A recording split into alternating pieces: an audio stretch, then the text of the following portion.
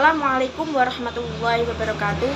Salam sejahtera bagi kita semua. Selamat pagi Bapak Muhammad Ulinuha SEMM dan teman-teman semuanya.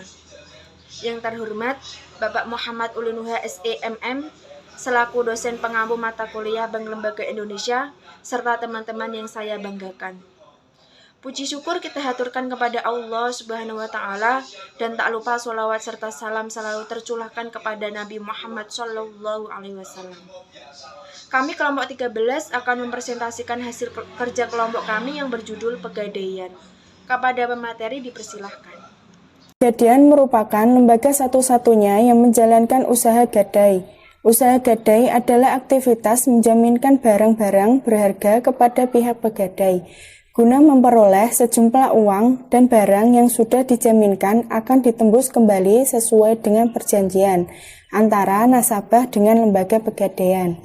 Ciri-ciri usaha gadai adalah aktivitas menjaminkan barang-barang berharga kepada pihak-pihak pegadaian, guna memperoleh sejumlah uang dan barang yang sudah dijaminkan akan ditembus kembali sesuai dengan perjanjian antara nasabah dengan lembaga pegadaian. Selanjutnya, manfaat pegadaian. Manfaat utama yang diperoleh oleh nasabah yang meminjamkan dari pegadaian adalah ketersediaan dana dengan prosedur yang relatif lebih sederhana dan dalam waktu yang lebih cepat, terutama apabila dibandingkan dengan kredit perbankan. Mengingat jasa yang ditawarkan oleh pegadaian tidak hanya jasa pegadaian, maka nasabah juga dapat memperoleh manfaat antara lain. 1. Penaksiran nilai suatu barang bergerak dari pihak atau institusi yang telah berpengalaman dan dapat dipercaya. 2. Penitipan suatu barang bergerak pada tempat yang aman dan dapat dipercaya. Bagi pegadaian sunting, manfaat yang diharapkan dari pegadaian suatu jasa yang diberikan kepada nasabahnya adalah 1.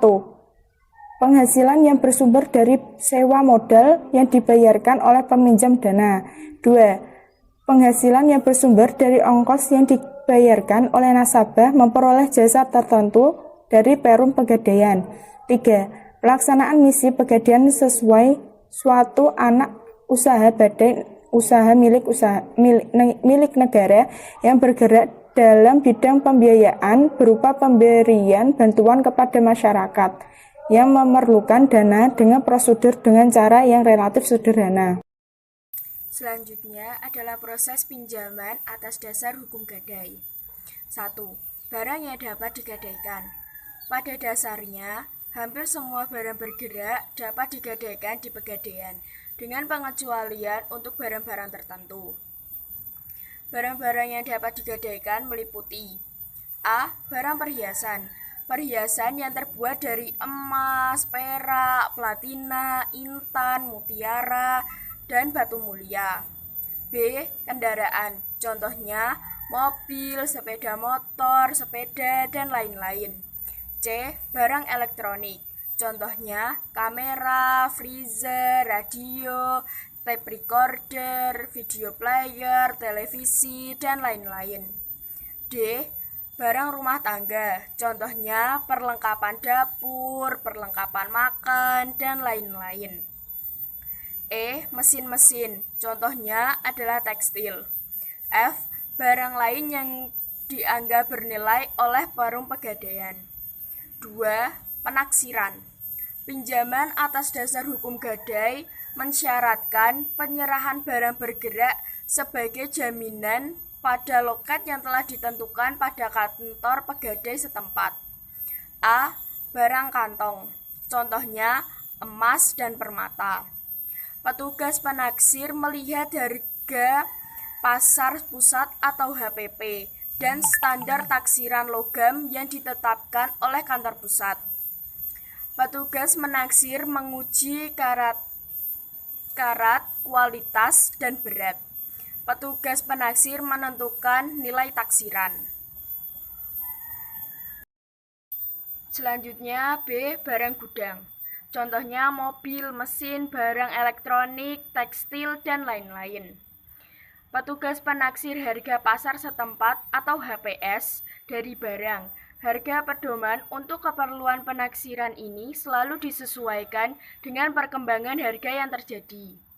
Petugas penaksir menentukan nilai taksiran. Selanjutnya, yang ketiga, pemberian pinjaman. Penentuan jumlah uang pinjaman ini juga berdasarkan persentase tertentu terhadap nilai taksiran. 4. Pelunasan. Sesuai dengan syarat, nasabah mempunyai kewajiban melakukan pelunasan pinjaman yang telah diterima. 5. Pelelangan. Hasil pelelangan barang yang digadaikan akan digunakan untuk melunasi seluruh kewajiban nasabah kepada perum pegadaian. Terdiri dari pokok pinjaman sewa modal atau bunga biaya lelang.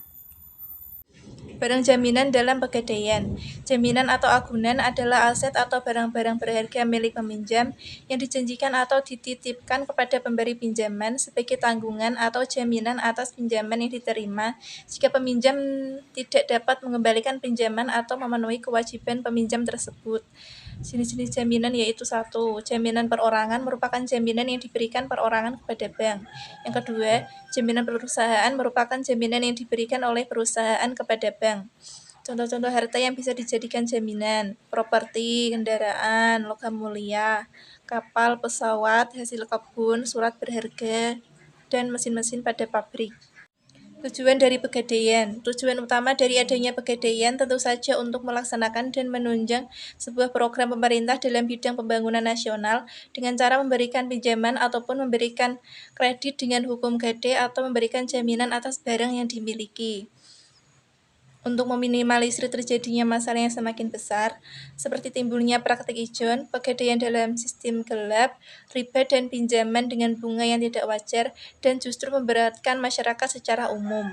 Untuk menyediakan dana dengan cara yang cukup mudah dan sederhana, tanpa perlu kerepotan lagi, bagi masyarakat baik dalam kota ataupun pedesaan, baik digunakan untuk kebutuhan konsumsi, kebutuhan bisnis, ataupun pengembangan produksi lainnya.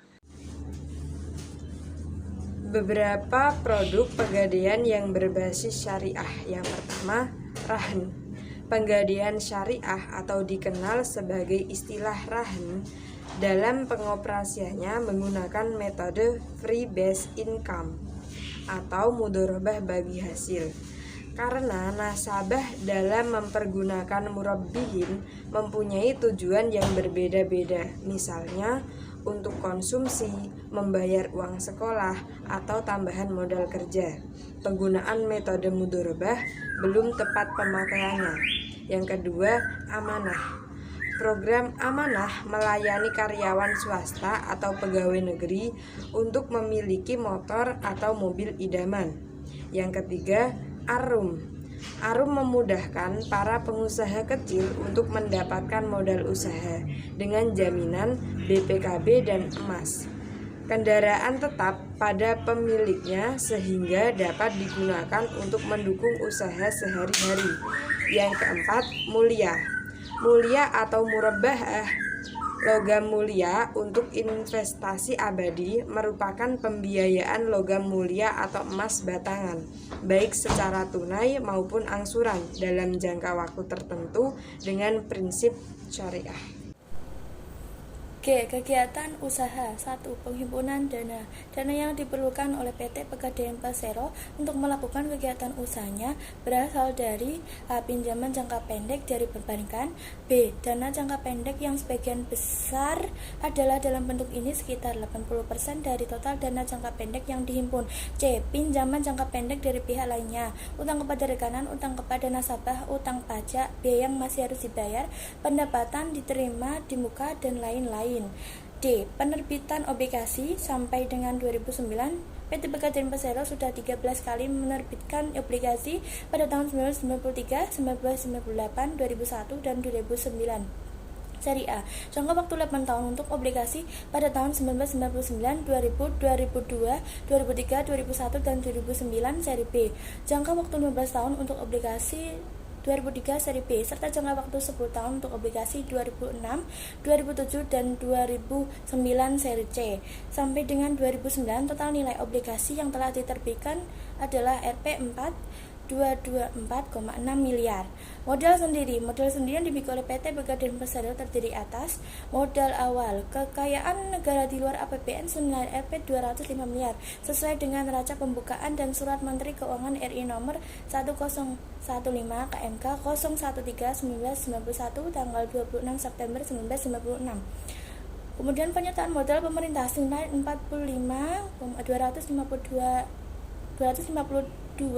miliar melalui SK Menteri Keuangan RI SKMK RI nomor 0360 KM 342 SKOP 0391 pada tanggal 30 Maret 1991 senilai 20 juta. SKMK RI nomor 0136 KM 342 SKOP 08 91 tanggal 5 Agustus 1991 senilai Rp 16 miliar 252 miliar dan SKMK RI nomor 0151 MK 013 1992 tanggal 29 Juni 1992 senilai 10 miliar.